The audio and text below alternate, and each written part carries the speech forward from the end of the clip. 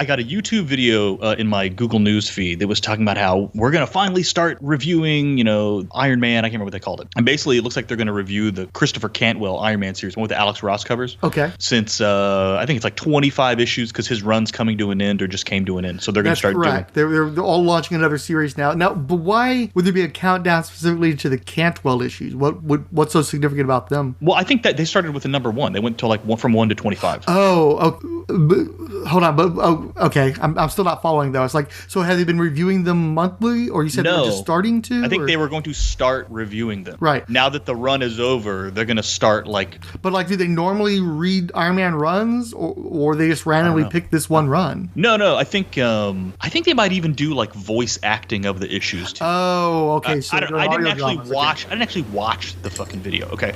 But anyway, I scrolled down to the comments and everybody's like, fucking finally, I love this series. This is like a rejuvenated Iron Man. I've been waiting for so long for you guys to do this, blah, blah, blah, blah, blah, right?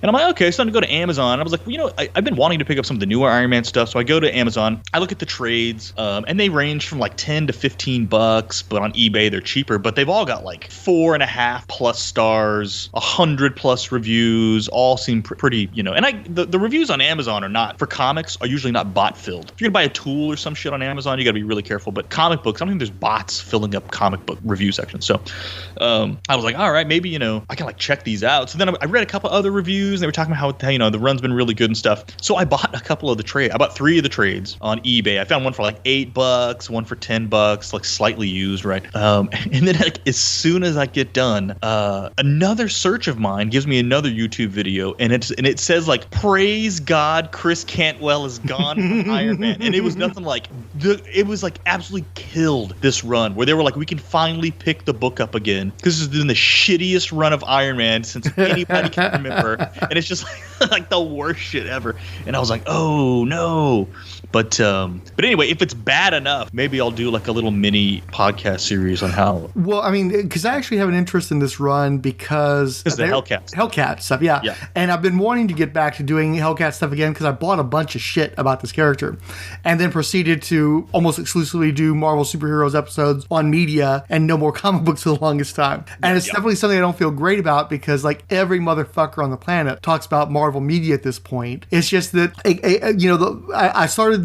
I wanted to do the Marvel stuff with good intentions, and part of it was just like one of the main people that I was listening to was Fire and Water, who did mostly DC stuff, and it's like, well, you don't want to cover the same ground as them, so we'll just do Marvel stuff. But as the Marvel machine got more and more omnipresent, because we started the show with Guardians of the Galaxy. At that point, the whole Marvel Cinematic Universe was still something of an underdog. They were only getting like 1 or 2 movies out a year, so it was a different landscape where now they like are literally like probably the biggest IP in the world right now. I don't think they're going to stay that way for a lot longer the way things are tracking, but it just got so overwhelming and like it just gave me a head fuck because like, why am I devoting so much of my energy to propping up one of the biggest corporations in the world? It's like, this isn't what I wanted to sign up for.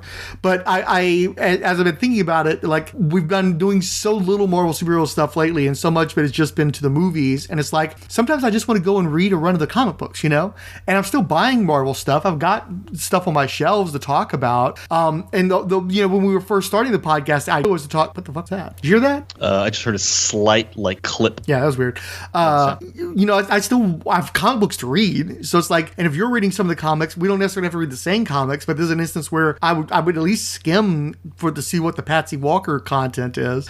So yeah, if you, especially since you've already made a commitment to buying them, they're already like, have they actually arrived, or are you still waiting for them to? They are in transit. They're in transit, but they have been purchased. So let's at least take advantage of the fact you've got comic books. When was the last time you bought a comic book? About Hard Boiled. Okay. Yeah, you did pick up Hard Boiled. Did you read it yet? Not yet. You still have an issue that you're missing, right? No. That one finally showed up. Okay. So I got it all now. So we need to do that because that's one thing too, is I think that for the most part we are officially out of Underguide's material. And one of the reasons why I wanted to do fewer recordings is I had so many fucking recordings in various positions of being useful that it's like I don't want to record any more shit until I can start getting some of the old shit out the door and be done with it. But there is nothing else in the tank. Somewhere I've got a recording of you talking about what was it? Trish, was it the Top Cow thing or the Aspen thing? Trish Out of Water or something? What? Yeah, you read Trish Out of Water, which was like an Aspen dollar book. Oh, yeah. And I don't know where the fuck that recording is, because I tried to throw it into the last episode just so that you would have more to do in that episode, because it's mostly me and a little bit of Fix It, and then you like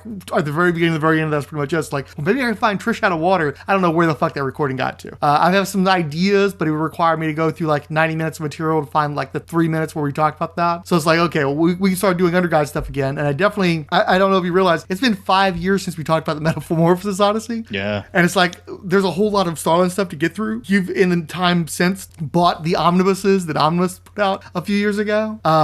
So it's like, so that's like a priority for me. But you also just read Brat Pack, and Fix It wanted to do Brat Pack. And I don't remember if he read it also recently. So now I'm the one who needs to read it. So I will do that like this week probably, so that I'm ready to go whenever we can actually get together again and talk about it. But it has to be all three of us for that one. Yeah, well, and then I just helped kickstart the new Dreadstar that's coming out. So I think they're gonna ship that shit soon. So I'll now have 2 like new volumes of Dreadstar that I haven't even cracked a cover on. Right. Yeah. So we need to incentivize getting through that. There's a lot of material, and I want to read through that myself. And even if we skip like the Peter David stuff and go straight into the new Jim Starlin stuff, but we need at least like we haven't even introduced the cast of the books that you're buying now. So definitely want to do that. But I thought about trying to do that tonight, but the thing is, you really have to talk about the printing on those, because those these especially the early ones have been through so many different printings in so many different formats that we really need to like have that in front of us so that we can talk about those variances. So it didn't make sense to me to do that over the wire. You could do a whole episode on the Amazon reviews of Dreadstar. Oh yeah, there are some wild, scathing Christian reviews of Dreadstar. Oh yeah. But again, we gotta get to Dreadstar to talk about that kind of stuff. Yeah. So Well, I think it was Amazon. Now I have to go find those weird fucking reviews that I saw. Now the one thing though, since you just read Brat Pack though, if you're concerned about like it leaving your memory, then if you wanted to like monologue on that, and I can record it, and then we have it for posterity in case it doesn't like, unless if like there's any points you might miss or later on because you forgot them because it's not fresh in your mind anymore. So did you want to do anything like that, or you want to just wait and we'll talk about it together? No, you know what? I'm kind of still thinking about it. I mean, I finished. Yeah, but it's not a marinade a little bit, huh? Yeah, I'm sort of digesting what I read, and that's not a good or bad. If somebody's this actually makes a podcast before we talk about Brat Pack. I'm not trying to give up my hand on what I thought about it at all, but it's really not a complicated story, right? There's not layer upon layer, but I still am trying to sort of process. I was immediately checking like, when did this come out? What predated it? What was the context? Right. What did it beat? What was going on in 1990 and shit like that? So that's the kind of stuff I'm still trying to think about. But no. I won't have any problem remembering this context. Well, that, and also there's the context of Veach's storytelling too. Like I got to see if like the one is part of that greater King Hell story arc. Like there's a bunch of they're not interrelated, I don't think, but they're like thematically related in some ways. And so I don't know if reading like the one or Max Immortal would it enrich that at all. So it's like, so that's another thing I had to factor in too, is like, well, should I go in our, I didn't do research a little bit to see what else I need to read, because obviously the Brat Pack is the one that I'm most concerned about. That's the only one that I read as it was coming out, more or less. And I definitely have like 1990s thoughts on that. And then I would also want to bring 2020s thoughts to that as well. So we'll hit it. And that's okay. So since you said it, that's what I'm trying to process, because there's some stuff in that comic book that is like, it's obviously doing a type of commentary, but now I don't understand. Now I don't know if the commentary is dated or the commentary is relevant, or if the commentary is extremely offensive. That's where I'm trying to that's where I'm trying to process. Anyway. So anyway, you've picked up some of the Marvel omnibuses and Epic collections and stuff, right? Yeah. I love when they put in like the old Marvel Age articles and house ads and all that kind of bullshit. Like when they're going to start coming out with the ROM omnibuses, and I'm buying that in part because the rights issues is like, this may be the only time you can ever get this shit again, especially in a good quality format and everything. And I want to get all the extra shit, like the guest appearances in different books and all that kind of stuff. So that's part of it, is I want the complete package. It's not, I've got the original comic books, but I want the extra, all the cool extras. So that'll cross over like into X-Men when Storm lost her powers. Yeah, that time period, because the Dire Wraiths is this weird situation, because you read the ROM stuff that IDW did, right? Well, actually, it's funny, I just bought all that stuff a week ago, 2 weeks ago. And did you read the old ROM comics from Marvel? Not too many. But I definitely got introduced to the Dire Wraiths during that X-Men run. Yeah, they were really cool. And the thing of it is, it's one of those weird situations like the Micronaut, where Marvel generated a bunch of imagery and some concepts for ROM when they had the comic book, and they continued to own that stuff, just like they owned the character of Bug from Micronauts and Marionette and such. So, like, whenever IDW got the rights to do their own versions, they couldn't use a bunch of the characters that are familiar from the Marvel comics because Marvel still owns them. And ROM, the concept of Dire Wraiths was built into the packaging of the toy, and so you knew that ROM fought Dire Wraiths, but the specific design is still owned by Marvel. So when IDW did the series, they had to come up with their own redesign of the Wraiths, and they were much less interesting because the Dire Wraiths were always kind of like alien xenomorph knockoffs, but by making them all bloated and with the weird tongues and shit, it made them different enough so that you didn't feel like they were total knockoffs. But when IDW did it, they were closer to being xenomorphs, and it just wasn't as interesting to me. So it's just a weird situation because it's like you can only get the specific flavor of Marvel ROM from Marvel because even the expanded universe stuff they still own. Like, I don't know if you remember, but in the early 2000s, Jim Starlin and Chris Batista did a miniseries called Space Knights, and that was all about ROM stuff. They just didn't have ROM because Marvel owned the rights to all the Space Knights they created, just not ROM himself. So just a lot of weird shit like that. I remember there was going to be a toy of the Dire Wraiths in a Toy Biz. When Toy Biz had Marvel Legends, they were going to do an all villains wave. He was one of them that was going to be in there, but he got nixed. Well, I think part of the problem is the mold. Unless they're trying to recycle like the Blob or something, you have to have a unique mold for the Dire Wraiths. They're not built like anybody else. So I don't know. And then of course you also might have some issues with Hasbro since they might say, well, we own Dire Wraiths, or maybe they could call them Dire Wraiths on the packaging or some shit because we have the trademark. I don't know. There's all kinds of weird legal shit. And again, that's why I want the omnibuses now, because I'm not confident they'll be able to do that again. Gotcha. And see, with ROM, I always dug the concept. My brother was always picking up ROMs, and I'd like flip through or read his. And of course, it's Bill Mantlo. So there's a lot of stuff in there that I'm interested in, but it's not like I was ever like a hardcore ROM guy. It's just that the scarcity, the FOMO aspect, and B, to the degree that I did read the stuff, it was pretty interesting. And I always wanted to read through that run. So this is a great opportunity. When is the omnibus coming out? I believe I've already ordered it, but those things always get solicited like months in advance. So I don't think it's going to actually arrive until like January or some shit. Okay. I just sent you a picture of the Dire Wraith figure. Okay, let me see. Sorry, I heard it. Oh, wait. Oh, you sent it by phone. Yeah. I was trying to find it in the Skype chat. That's what the Mac always does. Oh, fuck. I'm too dumb to do that. Dude, that is fucking rad, man. That's a real one, or that's a custom? No, that was going to be that's the unreleased figure. That's the prototype. And it's clearly this is entirely original then, right? Yeah. Well, it was when Toy Biz owned Marvel Legends before Hasbro bought Toy Biz. Yeah. So. God damn, I would have fucking bought the shit out of that one. You know, I'm very, very, especially with Marvel Legends and any of the Marvel stuff, I almost never buy any of that shit. You know, it's got to be really, really specific shit. I've got like the Bishop, I've got both the Death's Head and the Minion figures. Just a very few figures, but I'd have bought the shit out of that Dire Wraith. I've been waiting for them to make a Death's Head 1. They did. Oh yeah, I mean, sorry, I've got the what is it, 3 3/4 or 4 inches like that. Yeah, I have that, but they need to make them in 6. And I have a 3D printed head that's perfect, but I just don't do 6-inch stuff anymore. So yeah, it's not my favorite, but I couldn't pass it up. You know, I just have too much affection for Death's Head. So we've talked about stuff that we can't talk about. I want to talk a little bit more about stuff that we need to talk about in the relatively near future. Still, you there? Yeah, sorry. Okay. I was at the Brat Pack's wiki page, and I found out there's 2 endings. Oh, yeah? There's an original ending from the actual issues, from the original 5-issue miniseries, and then the trade paperback had a new ending that Veach wrote. Did they replace it, or is it in addition to? It's kind of, I think it's it's like an extended ending from as far as just skimming it. Mm-hmm. So what I read in the 5 issues you gave me was the extended. So I'm trying to tell it. Or not the extended. I'm trying to figure out. You read no, but you have, I give you the actual issues. So if you're saying they added something to the trade paperback, then you would have missed out on some stuff, if I'm understanding you correctly. Well, do they take stuff out? Skimming this, what I'm seeing in the trade paperback ending looks longer, but was included in the issues we had than what, hold on, I'm still reading. Hold on. I mean, you've read this before, right? So I'm not going to you're not spoiling anything. It's just been a long ass time. Yeah. So it says, original ending. Storm Storming the bombed-out remains of the church, Father Dunn, about to hang himself, finds a bag with a note telling him to open it. Inside, he finds Dr. Blasphemy's hood, which he puts on as he hangs himself. The Black October go to the bell tower and find him hanging, quickly realize that he doesn't have the full costume of their enemy. Suddenly, the electrical storm reaches peak. True Man returns, long last. The hero murders his former friends and teammates by trapping them under the bell church,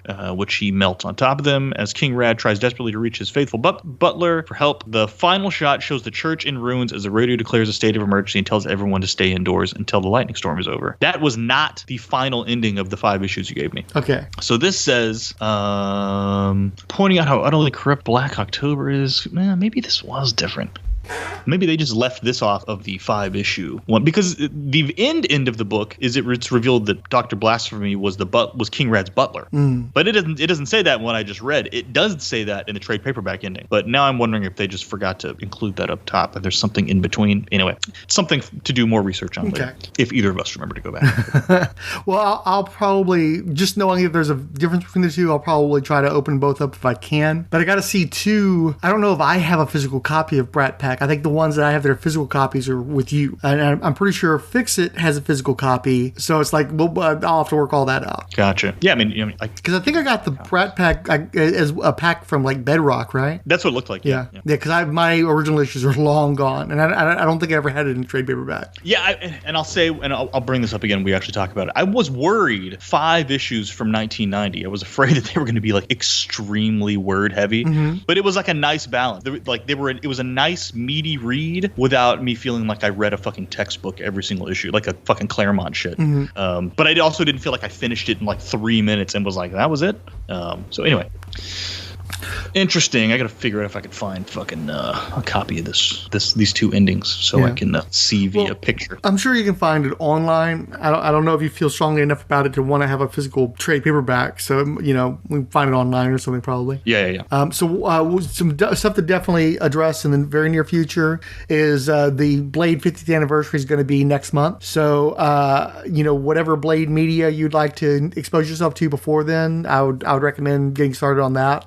Because as you know, I already went through all that Blade stuff last year, but there's still some comic stuff I'd like to read through, so I'd have more of a comic book angle on it. But definitely we need to be prepared to talk up Blade next month. And then the 40th anniversary of V will be in May, and like the first week of May. So if you wanted to rewatch that miniseries for discussion purposes, that would be recommended. Yeah, I remember V freaked me out as a kid. So where can I watch that miniseries? I believe it's on available streaming. I'm not sure which service it is, but I'm confident it's available for streaming right now. It might be something like Tubi or Freeview or something, or it might be one of the non-commercial ones, but I'm confident it's out there. Worst case scenario, I have the physical discs, so I can always kick that your way. It says it's on Prime. Let me see. No, yeah, if you buy it. I fucking hate that shit. Yeah. Everything's quote-unquote on Prime. Right. If you pay for it. Thanks a lot, fucking assholes. Well, I mean, I'm glad to have the option, though. Sometimes it's like, well, I can't find anywhere else on enough service I'm already paying for. I'll go ahead and pay for it to see this one particular thing. I'm glad you at least have it available to me. Because really, the only two that really seem to do that are Apple and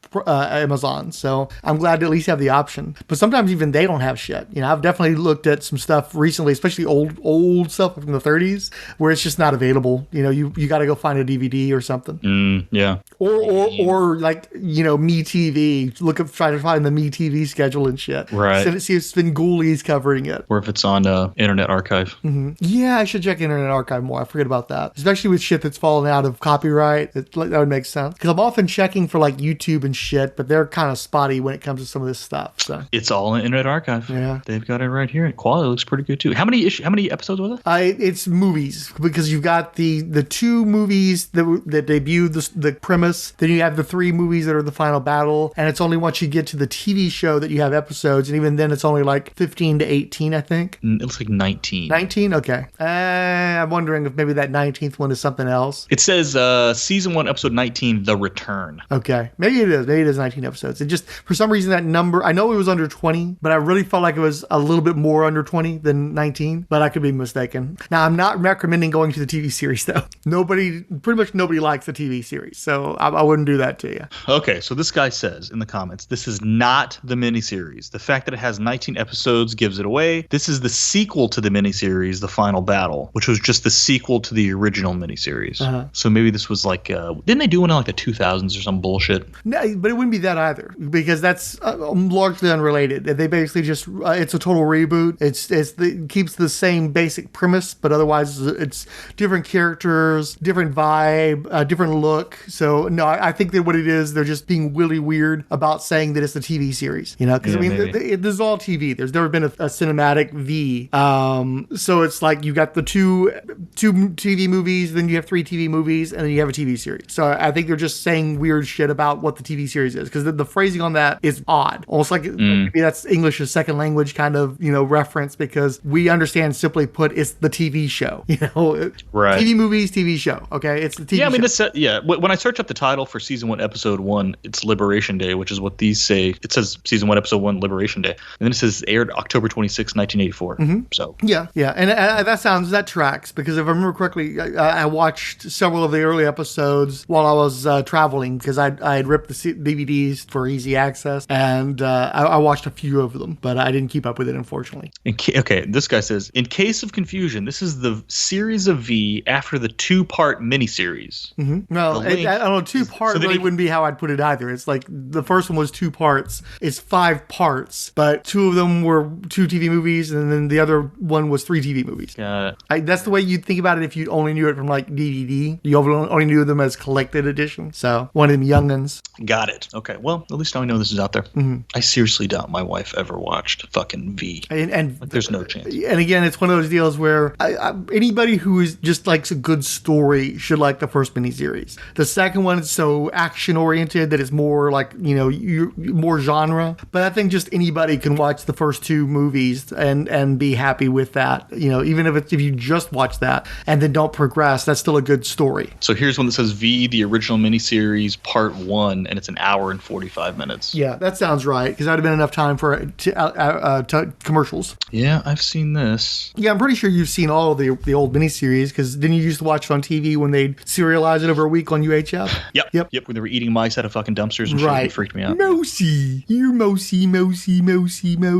What the fuck am I watching? I'm not sure I've seen every single episode. Sure. It was TV in the 80s /90s, right? Where you could easily, it wasn't on the DVR. Yeah, you might have missed the night. Yeah. Anyway, so I bought Iron Man comics. They might suck and piss me off, but whatever. Yeah. A reaction's a reaction, right? Well, and also too, it's one of those deals where it's like, did they tear it apart in terms of continuity and stuff that you're familiar with, or is it more like them not liking the direction, or something else, like, why did this chick take over half my book, and that kind of bullshit? That some of it did sound like, why is this chick taking over half the book? But also sounds like she just makes Tony Stark a pussy and just like bosses him around, and the dudes really did not like that. So again, I'm not writing it off. I'm like, I wasn't like trying to cancel my eBay order. Yeah. But I don't know. Honestly, it might have made me a little more curious if it's really that bad. Right. You don't want everybody to be saying it's all great or anything. So. Well, it's not going to be like when Joe Quesada was doing it and shit. It's like it can't be that bad. Yeah, I can't imagine. But Oh, I mean, is it possible? Is this some of the shit where he was like adopted and all that stuff? No, that was before. Was that before? Yeah. I want to say that was Kieran Gillen who was doing that. Okay. Because I think that was when they brought in Arnold Stark, and I think somewhere in there they got Death's Head involved and stuff. So yeah, that was a completely different run. Gotcha. Yeah, I'm pretty divorced from a lot of the monthly comic books these days. I was much better about keeping up with DC for years. Even when I wasn't buying the books, I was still reading all the solicitations. And I don't read pretty much any of the big 2 solicitations now unless I have any interest in buying that particular, like, I'll read the trade solicitations if I want to buy those. But as far as month to month, I don't. But again, because they, just the imagery alone, it's like, okay, well, Hellcat's in these stories, and kind of just curious to see, well, what are they doing with this? Also, anytime Alex Ross is doing covers, I don't know, it's weird to me. I just feel like he works better at Marvel. He's something about DC, he's too specific in how he paints people, and I think that the DC characters need to be more iconic, and when it's like all of his buddies acting as the models for the characters, it just loses me. With Marvel, it just works better to have them more defined, more human, more realistic. He's been doing a lot of Marvel comics covers over the recent years, and it just feels like a good fit. With a great deal of... Oh, sorry. No worries. Iron Man... I was bringing up that video, so that's all. Okay. Like Iron Man, all that shiny metal he's good at doing. I've loved his Black Panther covers. He's done a bunch of stuff. I think he had a run of Avengers maybe at one point or something, but it's good looking stuff. So it definitely caught my attention when he was doing that. Yeah, like, it's so funny. These 2 YouTube videos are like literally the title is 2-year Iron Man nightmare is over. Can't well run ends. Like, fucking, that's fucking brutal, dude. It was just so funny. I didn't. Well, one of the things you can do is you click on the video and you look at the other recommended videos, and everything references like Critical Drinker, then you know they're assholes.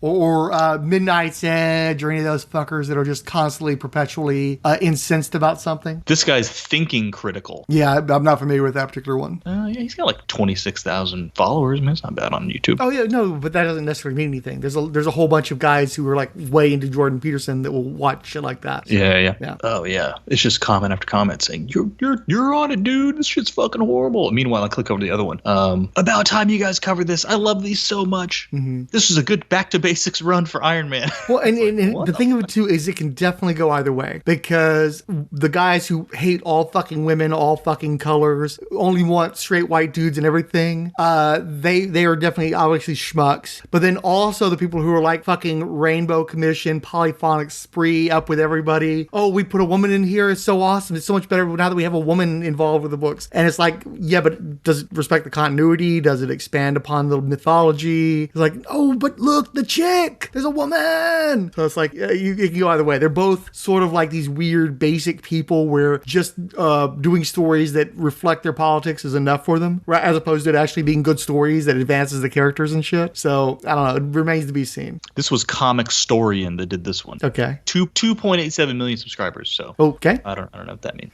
See, I honestly, I think that you can have more. I think when you get into the millions, you're less likely to be in one of the polemics. You know, I don't think you get to the millions unless you're like really famous for being a polemic person, or if you are objective enough to where you can get a broad audience. Because that's one of the things these guys always forget, is that when you just hunker down into a particular worldview, you're always going to alienate half your fucking potential audience, and so that keeps your numbers down. Where if you can say, well, this was good, this was bad, and be objective about it, you can build a proper, good numbers. No. You got to go full one way. You got to Howard Stern it, where you have all the people that watch you, and then you have the people who are like cultishly following you. That's the way it goes. And then you end up feeding off your own followers, which drives you down the rabbit hole. The next thing you know, you're fucking Alex Jones. Yeah. That's how it works. So you know what's weird though? This dude's got 2.87 million subscribers. This video only has 9,000 views and has 39 comments. Right. How the fuck is that? How do you not accidentally get more than 9,000 views with 3 million subscribers? Holy shit. I don't know, bots maybe? Maybe this run sucks. I don't know if you get follower bots on YouTube. I don't know if that's, I know you like on Instagram and Twitter you do, but I don't know if that's a YouTube thing. I don't know, dude. Yeah, none of his videos seem to have enough having views. All these followers, and you don't have an audience though. Now, like his Spider-Man ones, I guess. I mean, maybe it's because they're just doing full videos of comic books, and if it's a comic book nobody fucking wanted to see, they're not going to watch your video. I guess. So like the Spider-Man have good views. I don't know. I'm going to stop, but I'm going to click off the shit. Otherwise, it's going to pollute my feed forever. Comics in 60 seconds. Comic recaps in 60 seconds. Okay, that's that guy's thing. Anyway, we'll see how that. I don't know. I'm kind of looking forward to it, but also, if you want to read Dreadstar instead, let's read Dreadstar. Well, I mean, in addition, we can do both. Yeah. It's not either or. Another thing too is in June the Across the Spider-Verse comes out, and I figure since we completely neglected Into the Spider-Verse and ended up being actually very good, that we'd probably try to hit onto both of them at once, right as the second one's coming out as a mea culpa. Yeah. Wait, when does that come out? June, first week of June. Okay. Yeah, for sure. And then of course at some point, since I'm still prepping doing the Terminator stuff for next year, I don't want to be having to worry about scheduling. So it's like at some point we'll watch the Terminator and talk about the Terminator movies, and then I can thread that through the comic book discussions. And then when you say watch the Terminator movies, what do you mean? I mean, the thing is, I'm just like with the Alien stuff, I'm covering the comics, not the movies. Okay, good. So it's like, I don't feel like we have to, I mean, I might, as the person who's doing the podcast at some point, have to go in and do like Salvation and shit, but not as its own episode, just to like refresh my memory. I don't think I'm committed enough to the property to actually watch like the Sarah Connor Chronicles or any of that shit. But at the very least, the first two movies, we kind of have to, you got to talk about those two. Those are the classics. That's the canon there. Right on. And literally they're by canon. I still don't think I read anything more than that Simonson stuff. I don't think no, but that's just it. I'm not trying to. I mean, we'll see what happens as far as who does what on the comic book stuff. But I know just talking about the property is all I'm talking about. And probably you have to talk about the first movie. You have to talk about the second movie. But the thing is, most of the comics land between the second and third movies, and they did do a comic adaptation of the third movie, but it pretty much stops there. I don't think they acknowledge the other movies in comic book form. So and of course the rights get fucked up around that time too. But I'm not at this point trying to force any reading. I know that Fixit has some of this stuff and he want to talk about some of it. I don't think anybody's going to want to read the Now shit and talk to me about that. So I'm figuring I'm going to do that on my own. So my thoughts are, okay, I'll talk about the shitty comic books and then splice it in with us talking about the movie stuff, which will be the good shit that help me carry the shittiness of the comic books.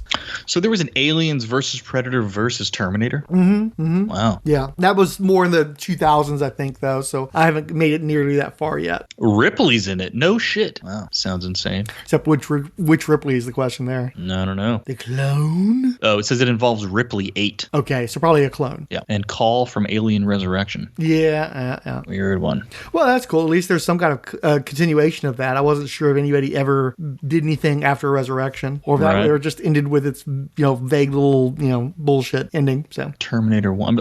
I found somebody's top 10 list for the best Terminator comics. Okay. What's on the list? I'm curious. Okay, let's see. This is from AVP Central. Okay.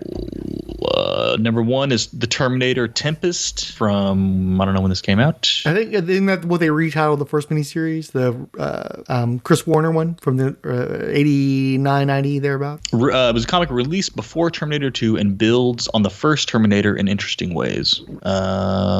Then Terminator 3 Before the Rise is number 9. AVP VT is number 8. Terminator 2 Nuclear Twilight is number 7. That's a Malibu comic joint. Robocop versus the Terminator. That's a Dynamite joint. No, it's not. I don't. Is that the Simonson one? The Bill or Simonson? I think Dynamite reprinted it. Yes. But I think that's originally Dark Horse. Published in 92, is written by Frank Miller. Yeah, that's it. Well, then why do they have that shitty cover? The fuck?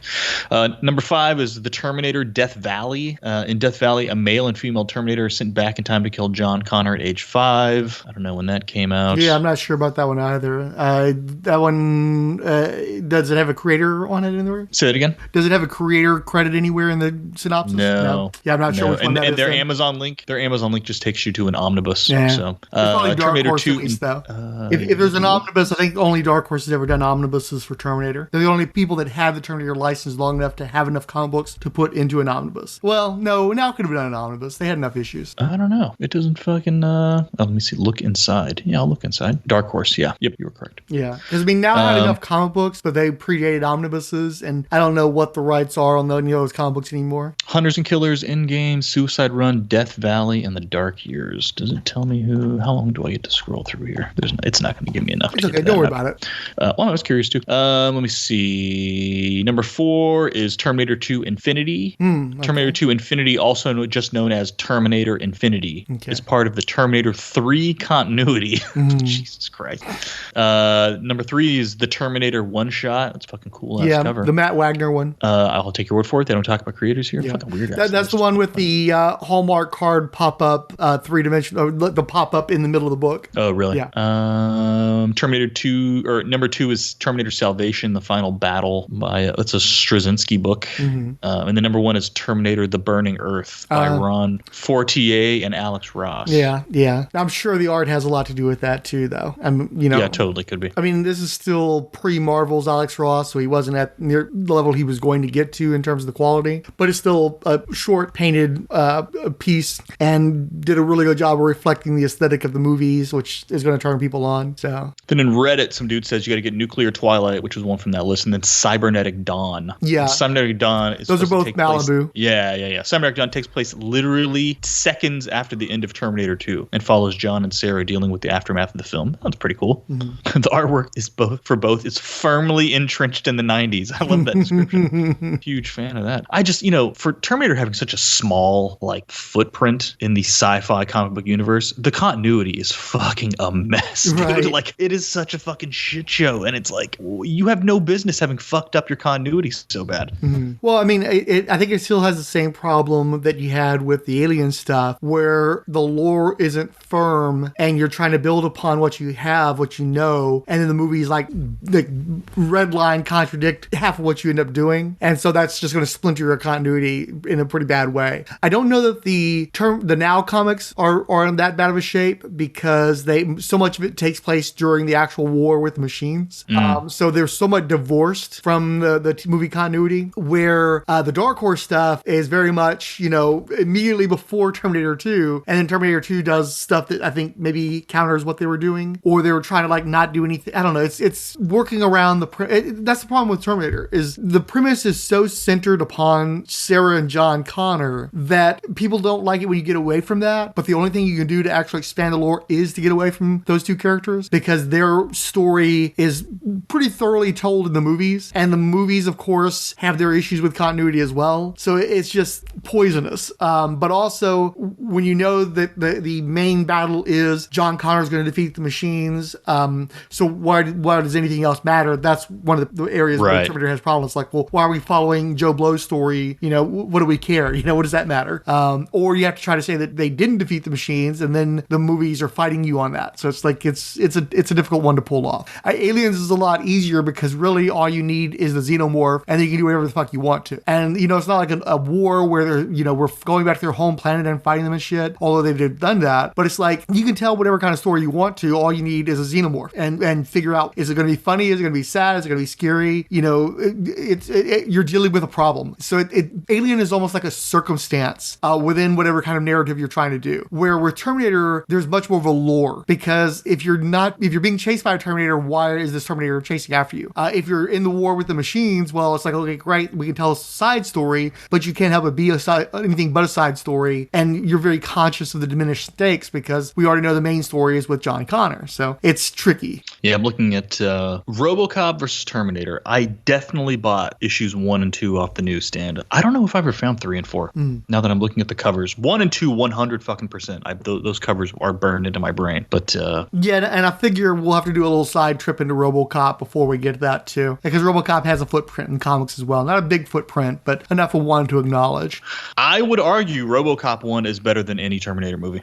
I would definitely fight you on that. But then again, I haven't seen Robocop all the way through in a long time. So I think Robocop 1 may be more relevant today than you may remember. Oh yeah, it very well possibly could be. And the truth is, when because I saw Robocop theatrically, I was really put off by the violence, and just like the snarkiness, the what am I looking for? It was just so cynical that I had trouble with it at the time. I'm much more of a cynical person now than I was when I saw Robocop the first time, and so I might be able to groove with it better than I did then. Just think of what OCP is. Mm-hmm. It's a militarized police force using military technology backed by private corporations. Right. It is fucking that literally won't let a man die to get out of work. Right. You know what I'm saying? Right. Like they've enslaved this man. He died, and all he did is took an opportunity to fucking make him work for them forever. Like there are no undertones like that. Terminator is fucking, we fucked up and made some machines that are killing us, and we got to go back in time and stop the machines before they stop us or whatever. Like, it's very straightforward. You have a single key point of relevance there, because we're always afraid that, oh no, the AI is coming, the machines are coming. It's basically just, everything is about, we're afraid of the machines, we're afraid of technology, we're afraid of computers, and that's the common touchstone over and over again. Where Robocop is like, is reflecting our entire world. It's like, you've got so many different points of reference that are still relevant today, and increasingly relevant, in fact, horrifyingly so. Exactly.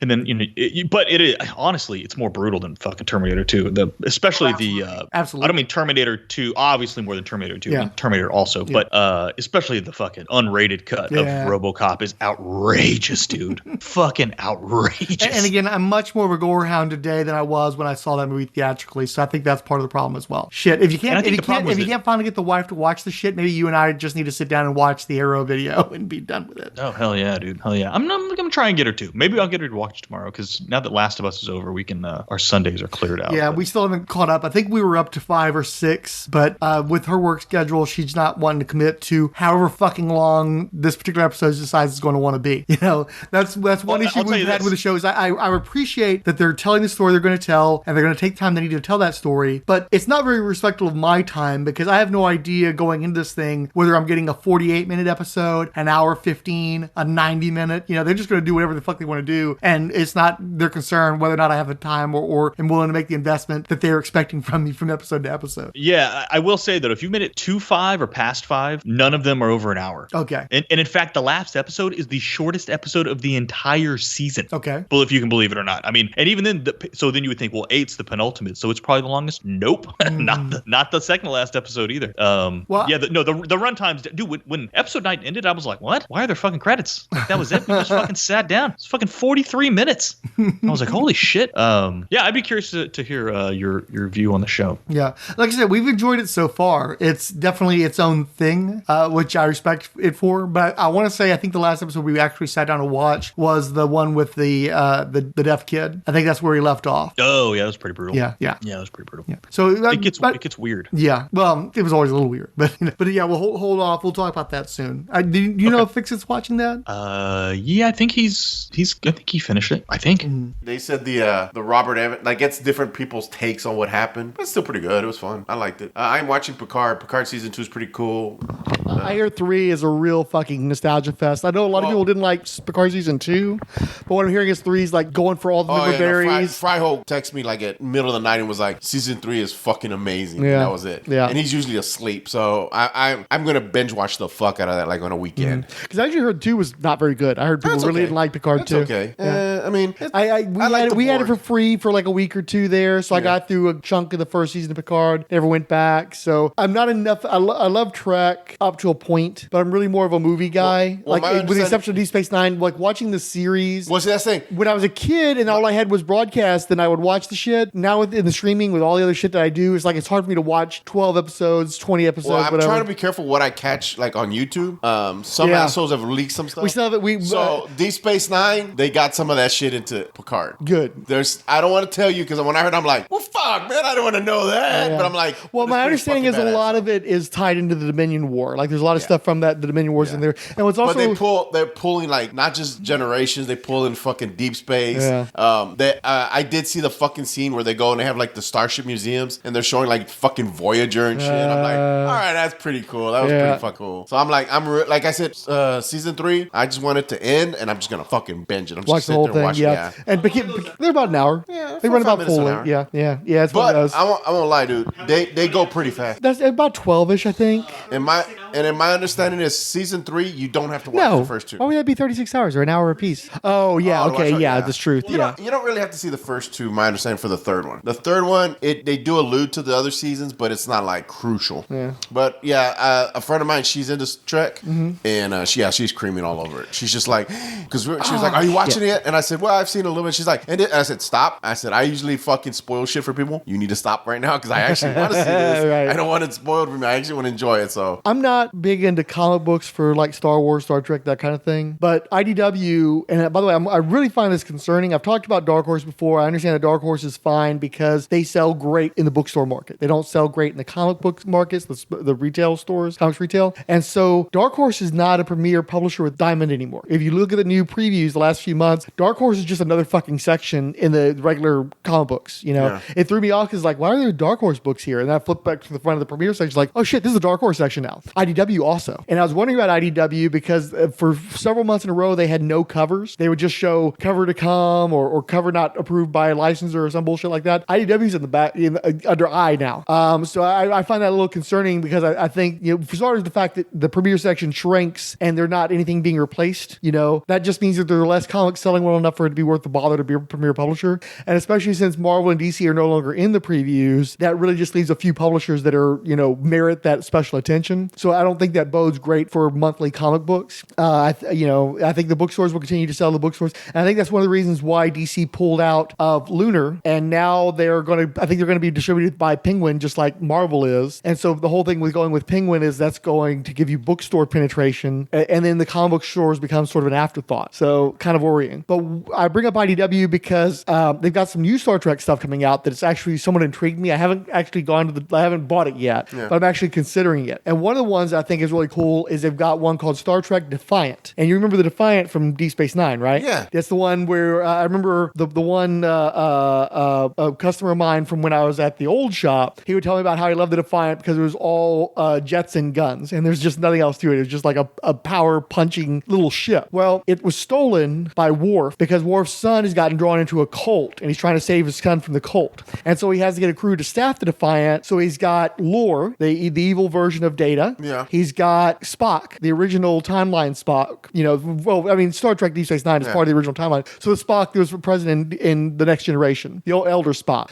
He's got Ensign Ro. I mean, she's not an ensign anymore, she's and who else? He's got some other person I'm not familiar with. And so they're going rogue and going off, and they're stealing a ship, and they're having, this adventure and stuff. It's like, that's a really intriguing crew you got there. I kind of want to read that shit. And apparently they've got another Deep Space Nine series going as well, and that's always been my favorite. So it's like, okay, you guys Get ready for Dark Horse Presents. Right. Well, no, IDW presents. IDW. Well, I'm sure they've lost a lot of their licensing because Hasbro's starting to do their own shit now. Hasbro pulled their shit. Yeah. So that's G.I. Joe, Transformers, and all their stuff. So that hasn't come back out yet, unless Titan is the new one. Because they did this weird thing where they did they were doing these weird crossovers, like the zombies for Infestation, Ghostbusters, and like really. Well, they didn't have the Scooby-Doo license, so it wouldn't have been that. I won't lie. I did like the Hanna-Barbera one. I thought that was kind of neat. That's DC though. Was it? Yeah, DC owns Hanna-Barbera, so they're the ones who were having like Batman meeting. Jonah Hex and Yosemite Sam and shit like that. No. This was just strictly all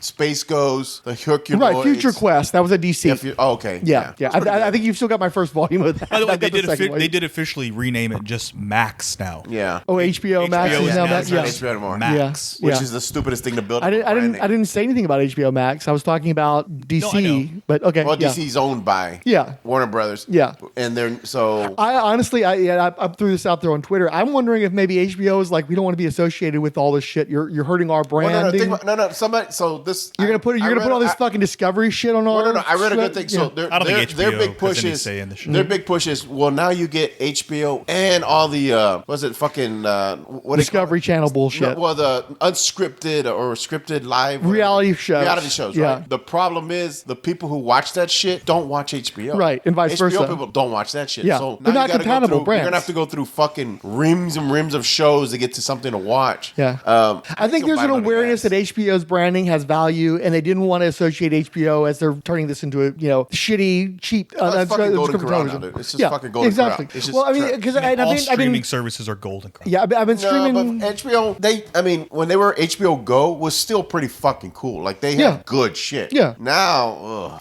well, they're trying to. All there is about money. Wait, did you guys ever watch You guys finish Last of Us? I haven't yet. Jesus Christ! It's not my fault. My girlfriend fucking stopped going to fucking watch shows. She's been working so damn much. She wouldn't watch any of it. I have to wait for her to catch up with me and decide she wants to actually watch some shit. I'm still pissed with you. We were supposed to go see Planet of the Apes, the original one. I said, hey, let's go see Planet of the Apes. He's not the original one. Oh, I'm sorry. The remake, the first one of the remakes. And you're like, are you literally going to travel through time? I can't go because she hasn't seen it. I'm like, don't fucking care. I want to see it now. Can't go. And not without it. I was just like, oh, you motherfucker. You made me see it by myself.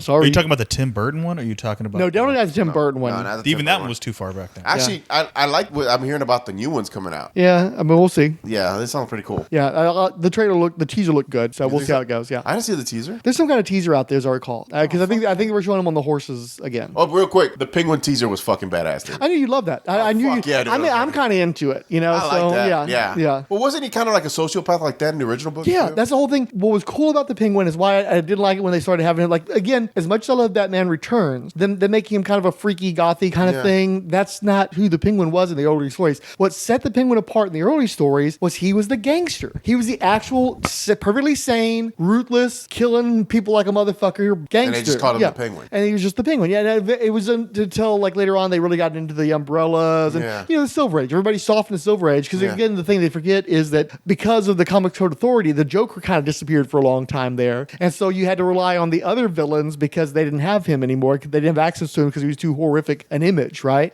And so that's when you get all the trick umbrellas and shit. But before that, no, the Penguin was just the gangster. He was their Scarface, their Al Capone, whatever. And of course, Burgess Meredith had his iconic performance, and that was what Danny DeVito was riffing off of. And then the cartoon kind of riffed off of what Danny DeVito did. And so it got further and further away from where he originated from. But no, he was just the gangster. He was the one straight up gangster guy. But he was obviously, he had a gimmick, which sets him apart from like a Carmine and Falcon. You know why they did him like that? It's not because, they're going to go the Batman video game, when the Penguin shows up, he's a arms dealer. He doesn't use fucking umbrellas. Right. He uses guns. Right. And he's basically a fat gangster with a crooked nose, and they call him the Penguin because of the way he walks, because he's hurt. And that's one of the things I liked is I guess he got injured so badly in the Batman that now he's got that little waddle going, and that's why they would call him the Penguin. It's like, hey, cool, I'm going with that. They kind of got that from I hate to say it, but the TV show, the Batman Kid TV show, where the Penguin would like walk with a limp, and that's why they called him a Penguin, because I thought that was kind of cool. The Penguin did seem to be one of the bright spots, and you're not alone in liking Gotham. You know, they definitely has defenders and fans and stuff. Well, it got cool near the end. Actually, you know what I got fucking caught up in? I watched the first episode of Stargirl. Fuck, dude, that was actually kind of cool. Because that's representing a period of Justice Society stories I'm not super into, I didn't watch it. But definitely there's an allure to seeing Dr. Midnight and Wildcat and stuff. Dude, they showed Solomon Grundy, dude. That was pretty cool. Yeah. So that was the first episode. So I was like, So I might keep HBO or fucking Max, whatever, just a little longer. It's on broadcast television too. Yeah, but they have it on Max like all seasons. Well, I thought they didn't they used to have it on Netflix too, or did that deal expire? Yeah, I think they used to have it. The only thing they have on Netflix now is like fucking shit. I don't even know what they have on Netflix. Supernatural. Like no, that's not WB though. Well, no, that was WB. No, they have like The Flash. Yeah. They had a deal where Heroes it was like of Tomorrow. Yeah. Whatever. Supergirl. They just didn't get Stargirl because Stargirl was originally going to be a DC Universe show, and then they got it onto the CW as well, as I recall. Because I like Doom Patrol was always just DC Universe, and then I need to watch I need to watch this last season. Yeah, I need to as well. Season, right? Yes, it's the last season. Yeah. Fuck, I want to own it. I love that whole fucking show. Okay. You now have 15 seconds to comply. You are in direct violation of Penal Code 113, Section 9. You now have 5 seconds to comply. 4, 3, 2, 1. I am now authorized to use physical force.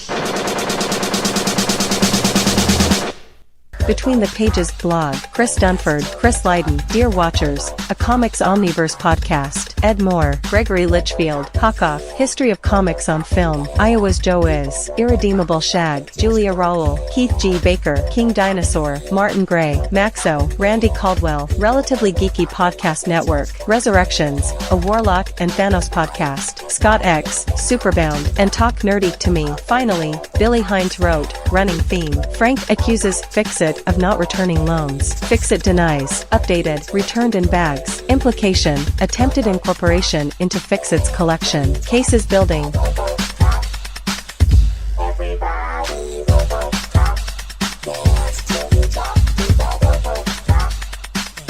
You can do it now.